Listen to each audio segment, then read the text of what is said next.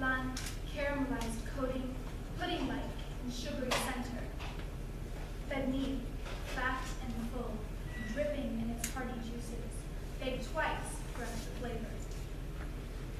Outside, Mommy stands above the barbecue, the tables set in red, white, and blue, burgers and hot dogs toasted, blackening. Mommy smells the fed meat moving through the screen porch and smiles. Whale's old favorite. She sets down her barbecue tongs, wipes her hands off slowly, and approaches the screen door. Her family and childhood friends gathered around the dinner table. She leaves the burgers and hot dogs above the charcoal, burning. The red, white, and blue decorations ripped away by the wind. On the 4th of July, she chooses. Thank you. The sour air mingled with the smell of gunpowder and dust. Natalia pushed her lower back up against the wall and cursed herself for drinking off her vodka so quickly. She cursed the woman. She cursed Alexei. She cracked each knuckle on both hands and pulled the rag from her pocket and vigorously wiped the bayonet of her Mosin. Alexei poked his head from around the wall and approached his friend when he saw her. "You're unhappy," he said, furrowing his eyebrows. "Did you see how she treated me?" Natalia choked, pushing the cloth down harder on the blade, rubbing off a non-existent patch of dirt. "She picked me out of the crowd because I was a woman. No, not even a woman, a girl, a weak, silly little girl. I've never felt so disrespected in my life. She looked at me the way everyone else looks at me. Like I'm not a soldier." "You are a soldier," Alexei said. "We're enlisted in the army. You're part of the division." Natalia quit cleaning her bayonet. "You don't get it." "Then explain it to me," Alexei said. "I want to be treated like a soldier." "And you're not? Did you see how that woman, Natasha," he said, frowning at her. "I can understand you were embarrassed, but the real problem is created in your mind." Natalia felt her eyes start to sting, and she glared at him in order to make it stop. "I am undermined by my comrades for being a woman. You can't tell because you're too stupid to see that you do it too. I know that's why you followed me into the army. You wanted to protect me because you didn't think I could do it myself." Alexei didn't answer. "You are a fool," Natalia said. She threw down her ushanka. The hair she had tried to hide under her hat fell away once more, this time to a lesser effect. "Your hair is beautiful," Alexei murmured. Natalia wrapped her rag around her bayonet, and she pushed down hard with both hands until the blade broke off the rifle. She pulled her hair back behind her head as if she were tying it into a ponytail. The blade was dull, and she sawed it up and down until her hair lifted away. The bouquet of daisies is perched in your petal-picked hands, tied back ebony black hair, blowing to the right, juiced and peaceful. The slim haze from the branch, parallel to your slender black and white Adidas jacket, shoulder to shoulder, concealing your body from the frigid dust. Admiring the view before you. Brave, auburn eyes like the women I adore, standing so invincible. You're always stalking my shadow. The way my mother chased me as a curious boy when I ran toward the ruby emerald carousel. I looked back. Ponytail, ebony black hair. Petal-picked daisy hands. Slim hazelnut branch behind. Admiring the view. Black and white Adidas jackets. Puffy. Ebony black hair. Tied back. Crooked. Baby. I was raised to believe that we were all created beautiful. But because of you, that belief rots in my makeup box. Little girls fit their tiny bodies into frilly Easter dresses, trying to look cuter than the others, with colossal hair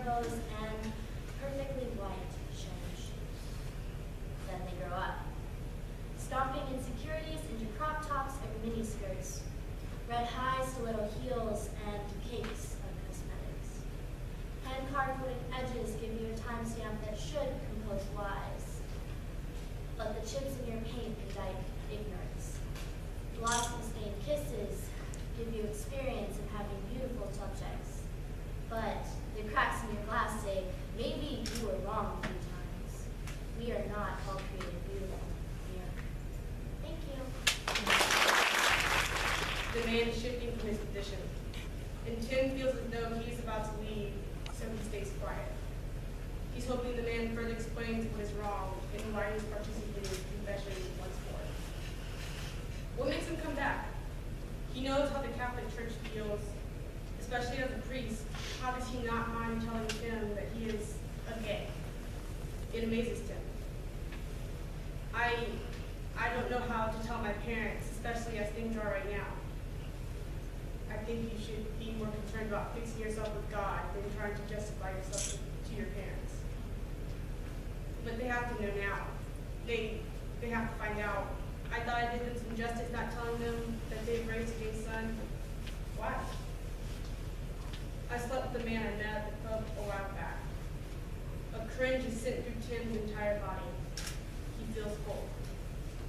Well, I have just found out that I'm HIV positive.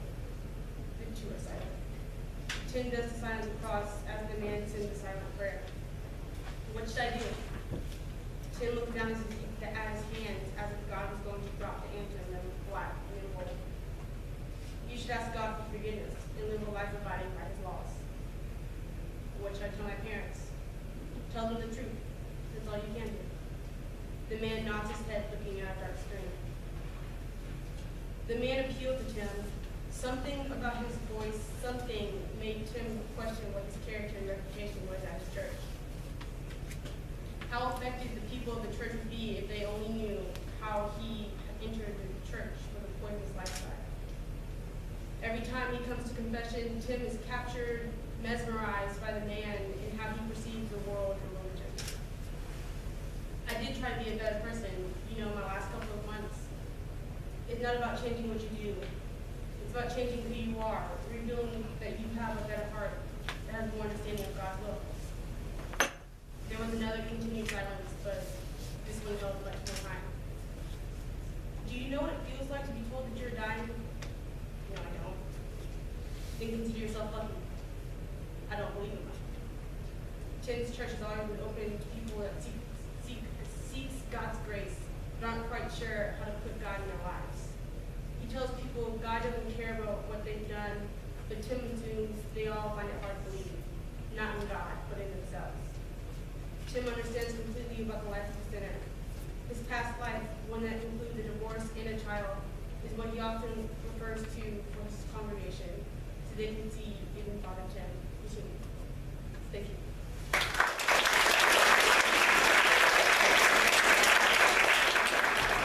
Blackness deep below the surface. A lake stands, expressionless under the dark stars that cross worlds of light. It whispers advice to trees, bushes, and squirrels who bend to listen. Pale fish squirm out of cold caverns to do the same. Leaves break from their fathers in hopes to be among the water lifting wishes each night. An oar hits the surface. Flowers and minnows wriggle to follow the shadow that are crushed and beg to be lifted. Sirens and souls cheer them on while cut paper voices intrude among them. Thank you. A blonde tiptoed on 2 big heels into a crowded lunchroom. Donned in oversized clothes that made her look like a child, playing dress up in her mother's old outfits. She evaluated the remaining tables, ones that weren't part of what she called losers. The blonde sat down at a circular table, laid out all of her belongings, and adjusted her spine like a serpent into the perfect position. She relaxed her shoulders and exhaled deeply. She then opened her lunchbox, filled with the same junk as every day, and arranged everything out across from where she was sitting. She waited. The blonde's friends, 3 girls in similar attire in the same attempt to be nice, took a seat in front of her. They slowly unpacked their bags and stared at her until the silence became blonde gestured to the assortment of various lunch items. The girl sighed. The blonde cleared her throat. The fat one scoffed. The blonde doled out various items to the girls, making sure to look down her nose. I'm cleansing right now, she said. I wouldn't want these to go to waste. The black-eyed girl timidly accepted the items. The fat one turned away, which caused the blonde to stare her down, raising her brow as the girl begrudgingly accepted a clear bag of cookies. The blonde nodded her head and went on to talk about the designer cleanse she was on. Something about cayenne pepper. The girls assured her she was thin enough. The blonde, humbly, said that wasn't why she was doing it. Somehow the conversation moved on to their weekends. One of the girls, with her earrings, painted her nails a deep red as she went on to talk about a funeral. A girl in their grade committed suicide the week before. It was a tragedy. The blonde yawned, pressing her hand to her makeup-caked face in a theatrical manner. The girls looked on, confused. Is this what they were supposed to do? The fat one leaned in, resting her chin on her elbow, and stared the blonde down. They always did this. Find a beat within each syllable to step to. Basically, on single words, specific letters. Create a ground to waltz on.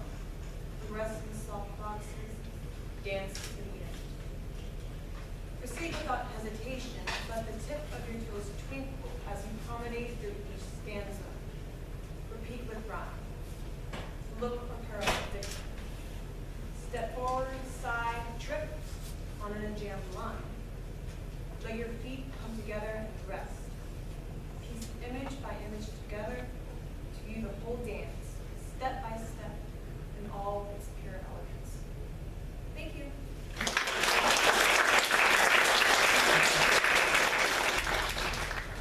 Miles dug through his back pocket for his wallet. It was simple black leather with a metal clasp. He opened it up and unzipped a small coin pouch inside of it. He frowned, then dumped the coins out onto his hand. 4 quarters tumbled out onto his palm. He offered it up to Cindy wordlessly, and she squinted at them with a severity Miles hadn't known could have been given to a pile of coins. Cindy's eyes kept going over each of them, as if looking for a reason to take away their worth. And then she laughed. It was a sudden, harsh sound, and there was no comfort in it. It made the air feel cold and their breaths feel bitter on their tongues.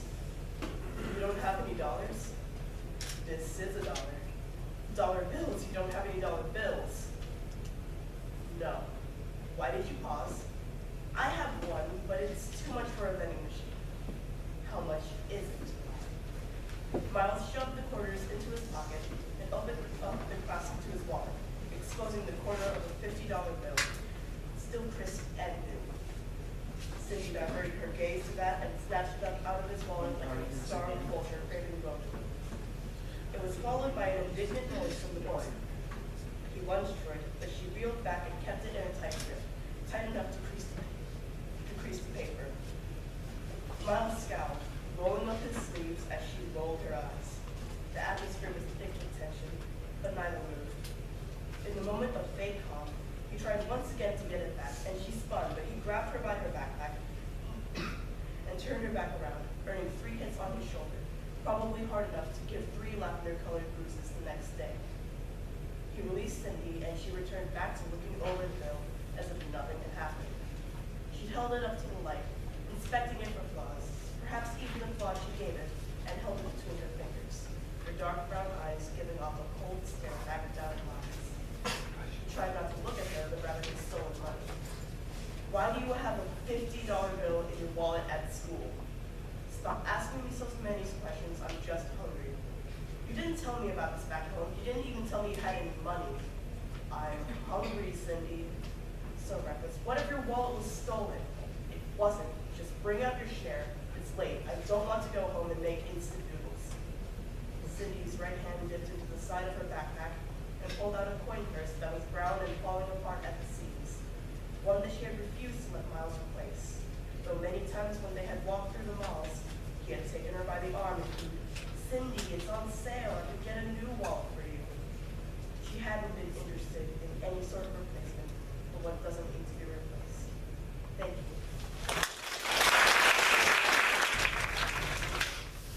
When the brittle earth is illuminated, out of the cracked ground that isn't so ugly, the gleam of an unknown worm shoots forward, fleeing from the very light. I watch from the side, concealed in the remaining shadows as the beam moves forward. Made of fractured light, stars lit with blue and white flames. No eyes, no mouth, no beating heart. The others stand in awe, that awe more seem to greed, and the swirling greed takes action to possess. They grabbed ropes tied to a veil hung in burnt trees. Their bony hands hold tight, the anguish of it all, tangible, like cloth in my hands. Rope sets fire to devoted palms, desperate for the enlightenment of faceless specters can give.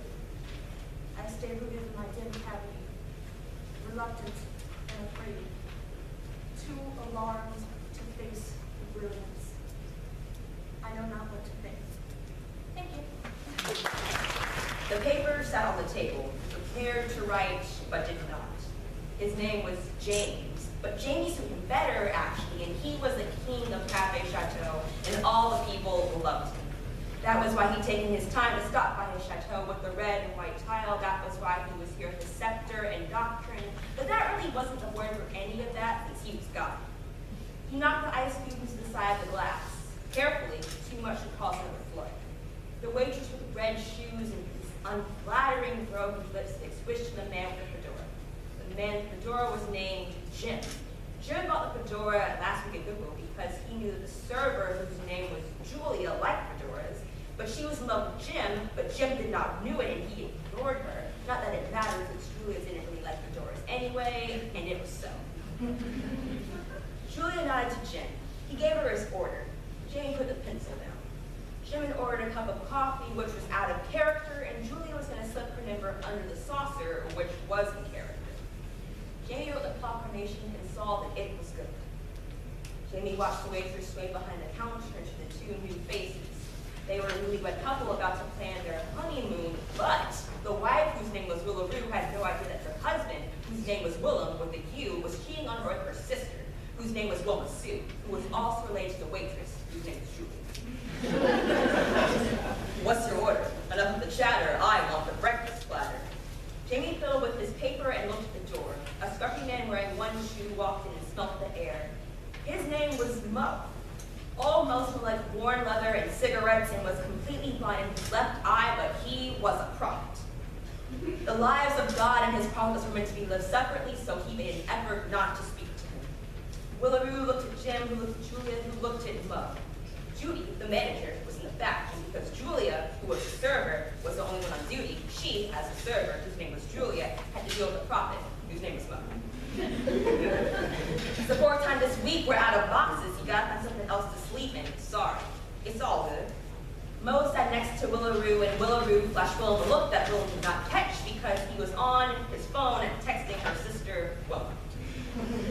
Jamie moved to the counter and sat next to Willem. No use in lying. What were you writing?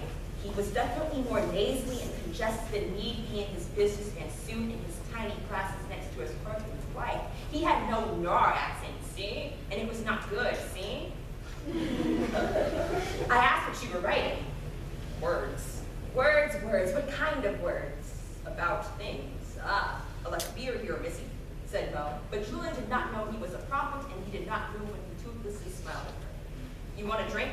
Yes, Pepsi, please. Yeah, can you pay? Yeah, she'll get your money. Don't you worry about that, missus. Julia sighed and walked away to get a glass when Jamie noticed that his paper was missing and was probably somewhere else on someone else's being. He stopped. That paper was his livelihood. Without it, how would anyone know what to do? How would Jim know that he was in love with Julia and not Willaroo? And how would Willaroo not know that Willem was cheating on her with her sister? And how in the world would Julia even remember that she was a waitress? That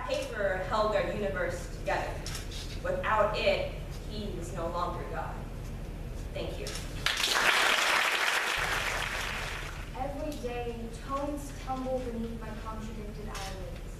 Technicolor cars orbit the slick city. Tweed suit gray pedestrians circle the streets.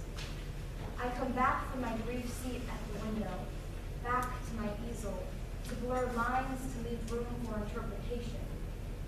Blue, white, not strictly sky as I try to stitch the canvas by hand. Blue is the shirt I have worn for 3 straight weeks. White, the fuzz on my tongue, rotting beneath the weight of early night, mid-morning, late afternoon whiskey. Although red says nothing of passion, lust, calamity comes in the cranberry shade of the risen blisters of my hands, the only product of hours of monotonous isolation, me and paint, me and brush, blank canvas.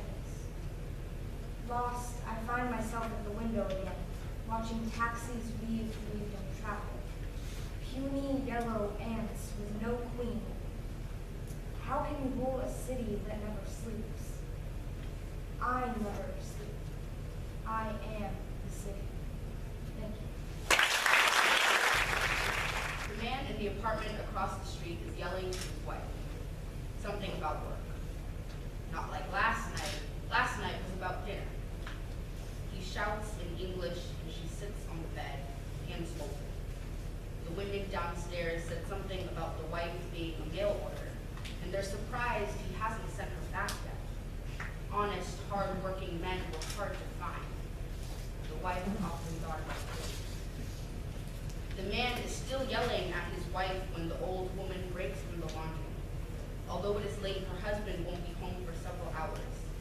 He said he had a job, but every morning she looked the other way as the ladies scurried out the front door, one by one. She rarely left it locked anymore. She listens to crickets, sun dips. Her glasses had broken and she didn't see the point of paying for new ones. The mother downstairs arrives home from her shift at the hospital. She yells for her kids to come and clean up the kitchen so they can eat and have a family. The old woman sits alone and stares out as the street empties, children dispersing like bees back to their homes. The man is still yelling at his mail order when the mother leaves again to attend her night classes in the city. She unties her apron and exhales slowly. The air hangs stale. The entrance to the convenience store opens on the corner, and 1, 2, 3, 4 men walk out. They sit on the curb and pull cigarettes from behind their ears. They pass the lighter around. One of them talks about the weather, another about his wife. The owner is still inside. He keeps an eye on them like they might suddenly take off, like they had something better to do. A kind of patrol, our quick hands lifting paper from leaves and blades, we gathered and bagged and looked behind. Boots covered with pale mud and water, some stars blinking, pink and yellow, worlds among the blackness we carried. Our torn paper gathered and damp from the ground. We stopped at light noon, flowers falling from the astounded, those things we cleaned. Lilies floating and dry, their advice is hurry. Not at all. They flutter dimly, searching. The two of us could go, we realized, go from here to cover from the trees and drink from our river. Spirits could do that, their arms shaking from their mouths, this ragged scream. But we are not those. We return at night, a full silence with us, houses dark and large, and we won't leave. Thank you.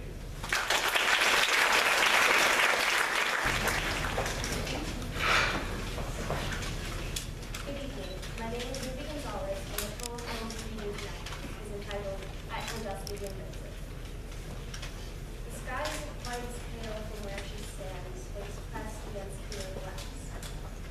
She sees herself out in the trunk of his boot, climbing up the bark of artichoke trees, rolling down a hill pillowed by leaflets.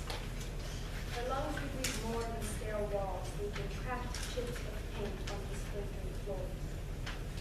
She wouldn't have to trip over the weathered chaos of a living room, with its moth-eaten furniture shoved into boxy corners, seats worn and frayed from all the time she spends in. Outside, there are cool blues and greens with spaces made for her to fall into. She could brand her fingertips onto sturdy tree branches and stain her clothes with dirt. Anything to trade the blur of lamplight for a lemon drop of sun. Thank you. Once, I built a fortress out of books. Other kids with naughty faces ran around the classroom, screaming, crying, while I worked, stacking books in the pages. When it was finished, I climbed inside. The hardback covers shot up in the air into concrete columns, and the ink words on the pages became black snakes, coiled and climbing around them. As the palace expanded outwards, the carpet, colored crimson, folded itself out in front of me towards my new golden well. The cries of meat bounced between the castle walls, their desires to be denied by me. But before I could breathe in the sweet smell of tyranny, a young hero kicked over my castle, toppling the walls like the Temple of Jerusalem, the banner bearing my villainous seal being torn in two. I think back to that moment a lot now, and it still doesn't make much sense. Leaving my own self behind to become some ethereal villain, like killing yourself to see if heaven is real. Thank you.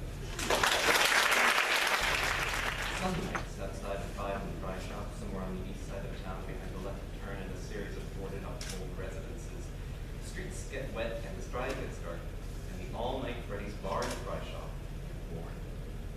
The electro-neon lights turn on glaring in the night. There's mirror petals in the pavements, and all around town the cars ride a little lower than hidden needle. You wait long enough, you'll hear the howling down the street, unsure whether it's the dogs or the boys. Inside the warm lights, there's a cushioned bar and a young but unattractive bartender at a stool wait for her song to keep on tapping her foot, a song always by Elvis, but every night the same song is playing, and every night it's a new one. The first seat by the window is always empty. The second seat is what changes, but is always the same. The clock struck 11:30, as it always did, and a quiet man shuffled over to the second seat. He was never there before. No one had ever seen him before, but they all knew him. He knew them. He even knew him. He sat down on the bar stool without the slightest hint of gravitas or humility, completely devoid of any superfluous gesture or manner.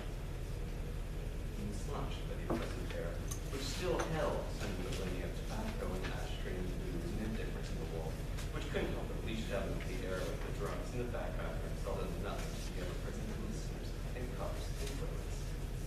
He began to drink from the cup placed next to him. He didn't notice what it was, or if he was mixed well, or even if it was just apple juice.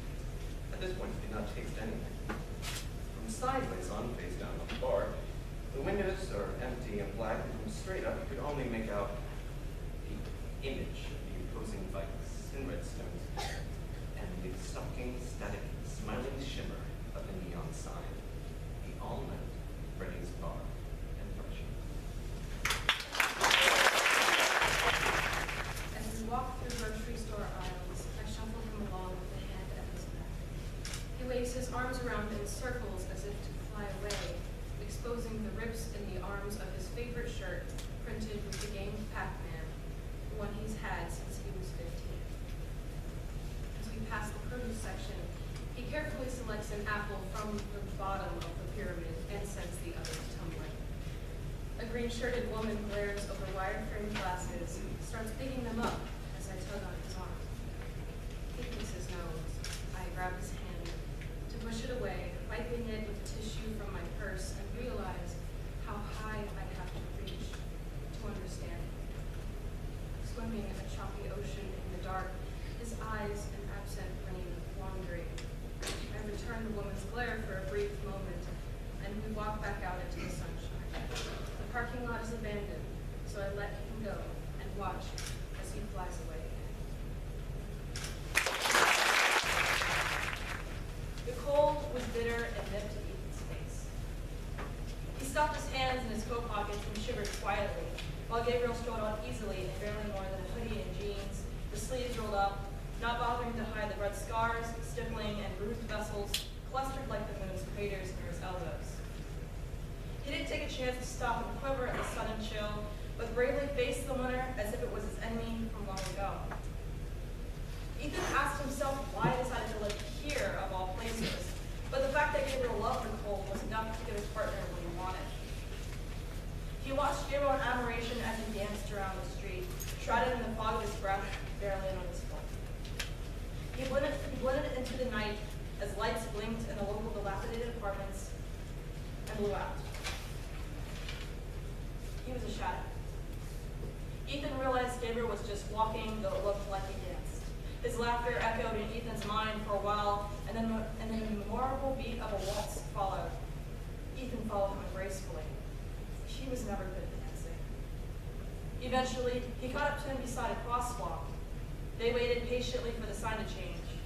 The streetlights glared and hurt Ethan's eyes, and he blinked rapidly, catching Gabriel standing there in shutters and picture frames, taking a cigarette out of his pocket and lighting it, blowing smoke into the air. In the cheerful times, Ethan might have come up and scolded Gabriel playfully about his addiction, punching him in the arm and winking, plucking the cigarette from his mouth and smearing it all over the sidewalk. Gabriel granted a cry of offense, but chuckling soon after. More clouds formed around him. He was hard to see. Thank you. I have nothing left that I can give this handsome girl. Then promise me, if you should become queen, to give me your first child. Once I made a deal with the devil. You wouldn't know. My golden hair is still pinned, my dress wrinkle-free, face glassed.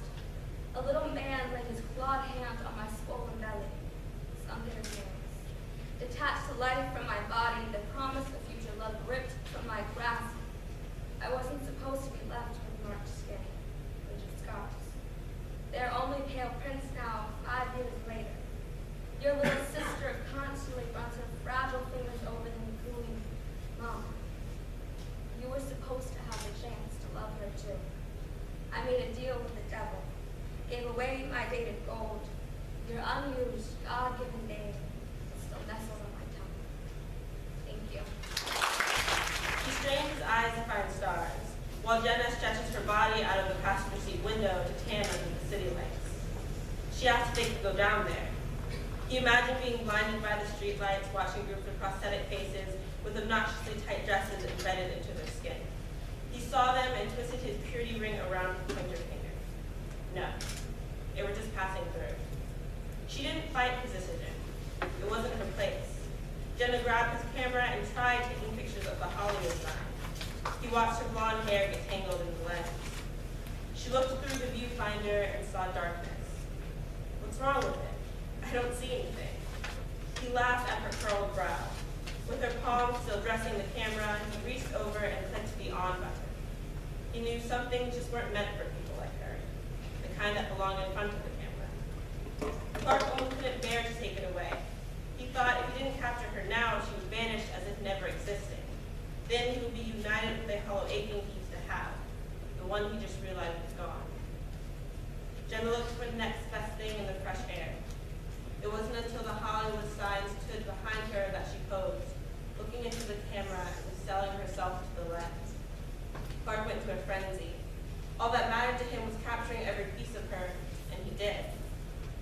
Her blonde hair that ran wild, the mascara running down her proud cheeks, the adrenaline, leaving her smile growing limp in her legs. Before Clark was ready, Jenna's heavy eyes moved from the lights back into the car. She leaned against the headrest, with her eyes half open. They wandered back to the Bible sitting under his radio. She tried counting the shallow-folded corners, but continued to lose count over and over again, until all she saw was the back of her eyelids. Mark opened the door softly. He found Jenna still framed, sleeping against the tinted window. He gently brought the camera scope up to his eye, presses the capture and hopes the flash will wake her up. Thank you. Among the stars, a pale boat traveled, crossing galaxies and conversing amongst cold silence. Other worlds are auspicious, the black background is space surveyed. Newborn stars burst into bloom such as fall in spring. Their celestial petals full of light wishes. Where a wish comes from is blinded by the souls that roam. They hurry to the dusty corners of the universe, where expressional shadows will cover them. No one is astounded by this, as they do not seek the sun's advice. The boat rows on, its oar pushing back and forth in dark waters.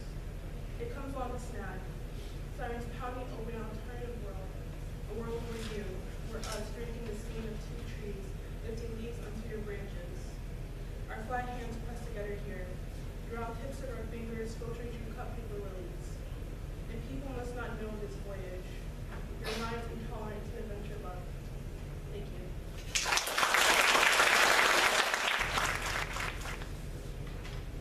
Sandra, if it's me, if you want someone else, something else, just tell me. The parting of her lips clenched inward as she deeply exhaled. He mirrored her exhale and proceeded to inch toward his side of the bed again. His hands and feet were intertwined with the silk sheets as he fought his way through them. The sheets wouldn't let him go as they stuck to his dampened hands. He always hated the way they melted over him with a reminder of why he had preferred cot.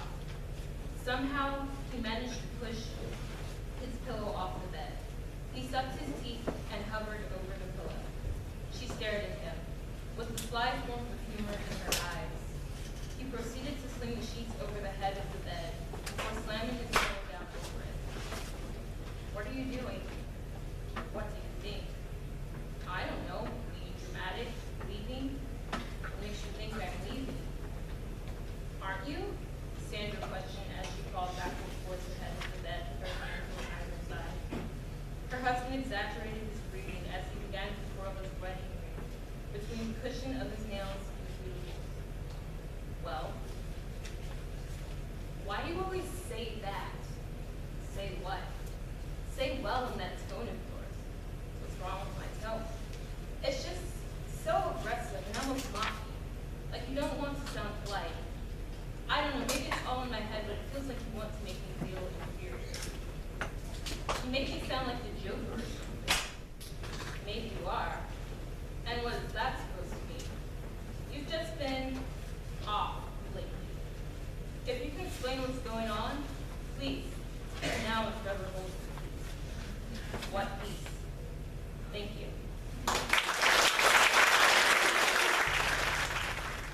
You are afraid of the code, but too faint-hearted to cover yourself with your own cloak.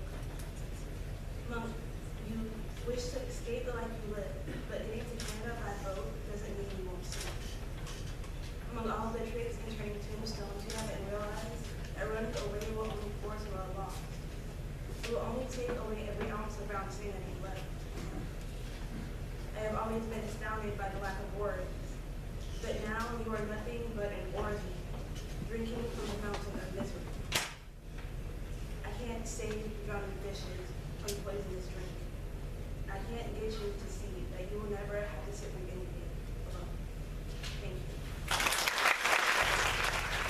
She had done Miss Cynthia's hair more times than she could count. She came every month, every week, every Thursday, and exactly 4:30. The event was so rehearsed and routine, Nora had almost made it a wee part of her persona. 4:30 on Thursday. Cynthia's breath always smelled of tuna and bananas, and her perfume reeked of a fragrance that sent a poisonous spirit through your nostrils. She was quite the vintage old lady. She walked with a biblical case of diarrhea of the mouth, her every sentence somehow coming back to God. For every question you could ask her, her response would always end with, God is good. How are you today, mister? I'm all right, God is good.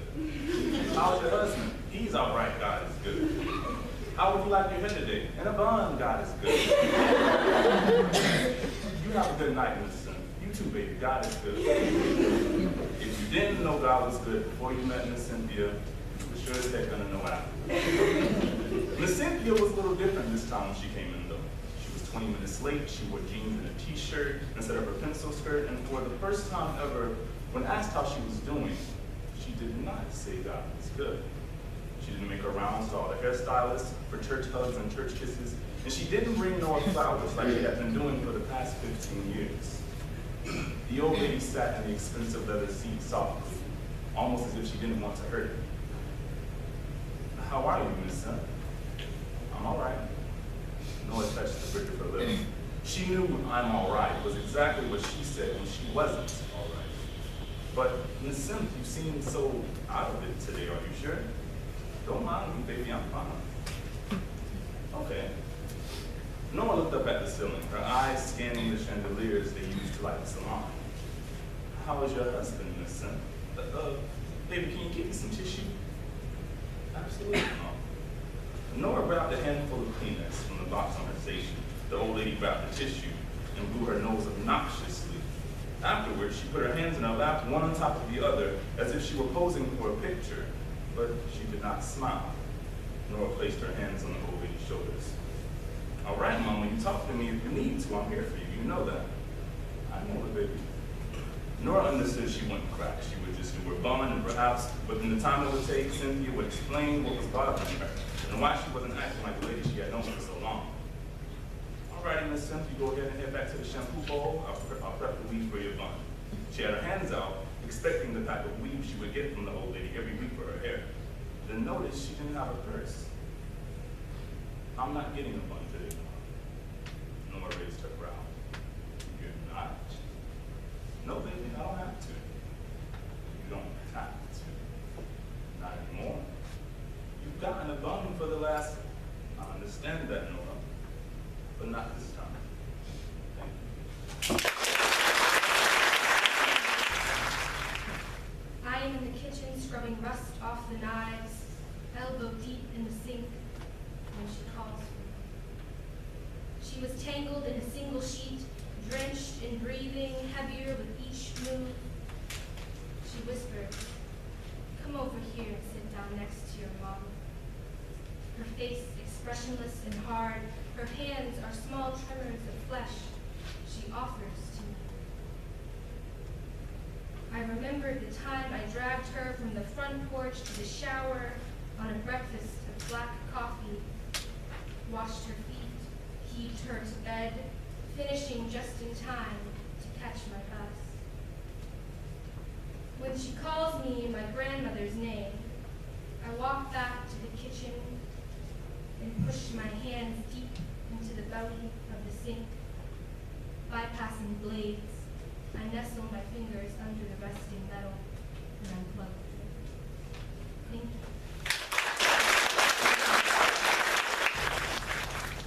Juan Garcia watched Antonia with the silky brown hair peel and cut mangoes at her kitchen window. She had brushed her hair out straight and not pinned it back because she had not left the house. He wished she didn't do that, but instead let it flow free and smooth down her shoulder to her waist, almost touching her apron. Since Antonia's father married a pale woman from Brazil and brought her back to the small village in the heart of Mexico, Antonia didn't look like anyone else here. She had none of the crooked teeth or red-brown leather skin that his mother or female acquaintances had. She was an exotic bloom. Juan soaked up the sweat off his face with a bandana. He had a whole plan to make her his wife. He just needed a little more time and money, then he would have Antonia in his house, cutting ripe mangoes and stomach round with his child. He would make sure to tell her never to pin her hair up again. On Sundays and Thursdays, Maria de los Angeles held firm to Antonia's arm as her great-granddaughter walked her home from church. It had been a beautiful service. The altar smelled of roses, and when she received the Eucharist, she felt God resonate through her old joints. Antonia stepped slowly and lightly, stooping over to accommodate her. "You are such a good girl, Antonia," the woman laughed and pinched Antonia's cheek. "But when will you find yourself a nice man and give me some children to school?" Antonia blushed furiously and told Maria that children were not on her mind. What a pious woman Antonia was, but how soft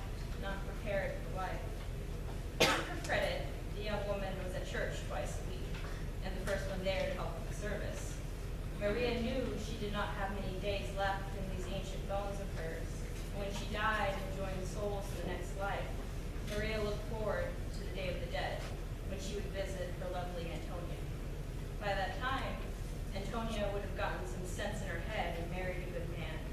Maria was sure of it. Thank you. When old age spills across your shoulders like soft white hair, and people begin to associate the lines that crease your face with insight, you'll have learned to turn loss into rough, calloused skin, and want to pull fear tightly towards your chest to thank him. By then, you'll have worn for many years a piece of the man who abandoned you, like a dark badge ironed to your chest, as to not forget, because it's what he taught you about disobedience that gets you so far. Though while you won't always wake up with flowers fresh from your lungs, but rather the taste of lingering words rotting in the back of your throat. Your heart will grow exhausted from these who clench it between their hands in an attempt to wring it dry. And that desperate hope you've always clung to will betray you. And then you'll wish you hadn't given up on blind faith so early. And one day, the sun will sink beneath the water to wonder if rising is really worth all the effort.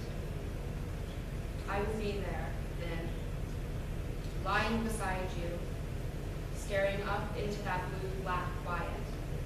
I will be there in the dark. We go, watching the pines shake in blackness, afraid the ground too might shake with their lifting.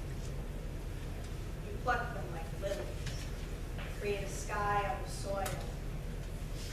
Picking the stars off by hand, you lay them flat as leaves, the lake crossing. An umbra of absolute hangs overhead. I look to see what you see, but even the lilies are pale, the cold black